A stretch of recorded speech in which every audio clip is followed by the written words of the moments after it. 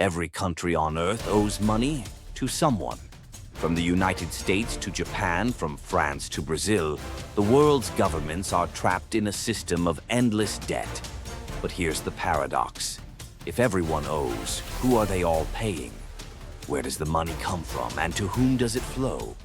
This is the story of how modern money became a cycle of debt, power, and invisible owners. Once upon a time, money was gold, real, heavy, and limited. But as nations grew, wars expanded, and trade exploded, gold couldn't keep up. Governments started printing promises instead of precious metals. These promises, called bonds and banknotes, were born out of debt. Debt became the lifeblood of economies, and central banks became the creators of it. Today, a handful of central banks control most of the world's money supply. The US Federal Reserve, the European Central Bank, the Bank of Japan.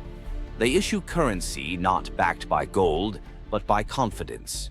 When governments need money, they borrow from these banks. Interest is charged and the debt grows. Behind closed doors, financial power has quietly replaced political power.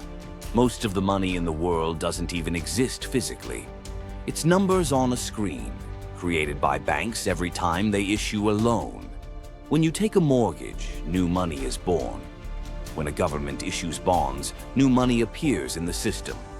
The modern economy runs on trust and digital debt, an illusion that works as long as people believe in it. So who owns all this debt? The answer is layered. Some is owned by other countries, some by corporations, some by the richest 1%. But a large share is held by pension funds, investment firms, and the world's biggest financial institutions. BlackRock, Vanguard, State Street. They own pieces of nearly every government, and their wealth grows as debt grows. Every nation borrows to grow, and every generation inherits that debt. The cycle continues, not by accident, but by design. Debt is not just an economic tool, it's a system of control. Yet, understanding it is the first step to freedom. Because if every country is in debt, perhaps real wealth lies not in money, but in who creates it. The world doesn't run on money. It runs on belief. And belief, once shaken, can rewrite the rules of everything.